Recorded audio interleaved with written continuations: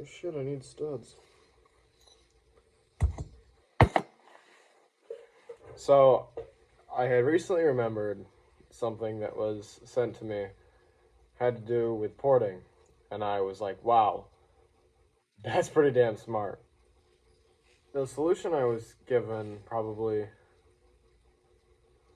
a year or two ago that I just now thought of again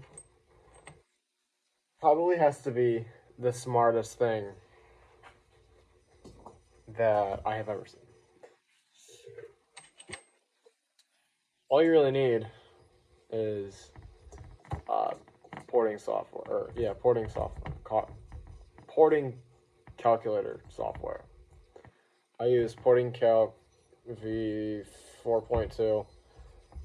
It's like 15 bucks. It gives you your needed area, blowdown area, blah blah blah. It gives you a port CAD as well, so you can design port shapes to fit the area needed,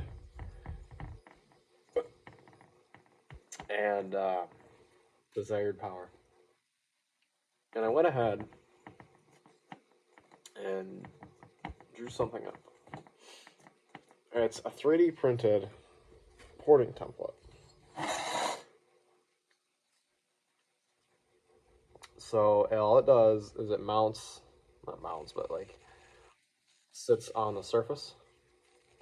And then there's a little spot.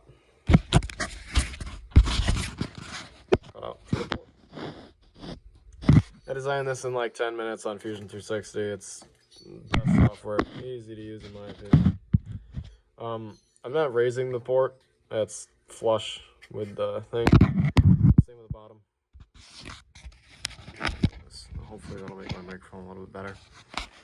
But yeah, all it is, it's just black PLA, 100% infill. I had to make this about 100% of the bore because it just kept breaking. I made the bottom a little bit thicker. So yeah, instead of trying to guess around, and don't mind my mess over here, I would print out something like this. This is a PW80 porting template. All it is just a laminated piece of paper that I made on Porting Calc. And you just roll it into the bore. Obviously, it's not going to fit this one, but you get the idea. Roll it into the bore and mark your shapes and whatever. This is a more permanent solution. I'm just going to go ahead and run over what I'm going to do and show you how to do it. Obviously, you're going to need a printer, a computer, and CAD software to make one of these. All this is find your stud distance, bore. Yeah, it's pretty simple. This is like my third set. This is my third set of cylinders. I've just been trying out all kinds of different porting to see the limitations and see what I really can do. So this is the stock port. It's kind of like a moon shape. I'm going to be drag racing, so this port is going to have to be changed. We want more exhaust area. I actually did manage to make triples in these cylinders, but it required a little bit of machining on the reverse bolts. I don't know what the fuck you'd call them. And it seemed to work. I'll probably end up doing it again. I found a way around it so you don't have to do all that machining bullshit. And I'll probably just do that.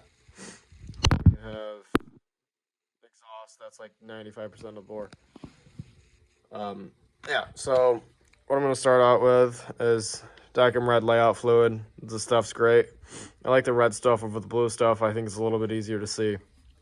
I recommend you clean your surface, but I don't have time for that. So I'm just going to throw some red layout fluid across the entire wall around the port here.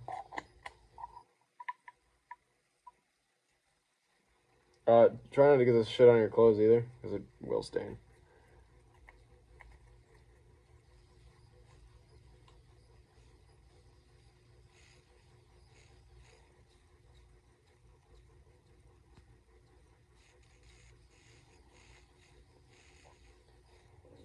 You can see where obviously you can see where I laid it out.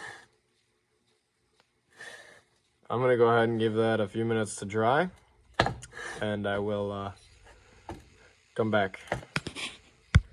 So our Dykem Red layout fluid is now all dry. I went ahead and installed the the port template. And all I'm gonna do is take a scribe on the outside of the template. I'll take something not like that. Something like this. And just go around the port.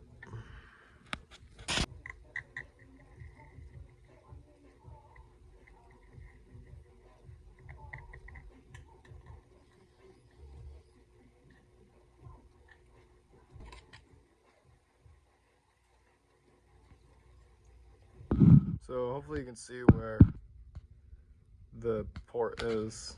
The port needs to be cut. There is a small kind of like curve there that's easily blendable. I'm not too worried about that. So yeah, that's what it should look like. I'm gonna go ahead and cut this out. I'm not gonna do it on camera because it takes a little bit longer. So yeah, I will cut back to when that is done. So I went ahead and just grinded one side, give you an idea of how accurate this can be. With a good hand and a sharp burr, you can get really good with this. Just one thing, help you out.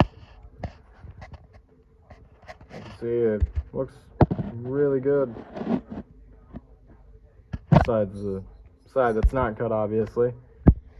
But yeah, I hope this is something that you can use. Yeah.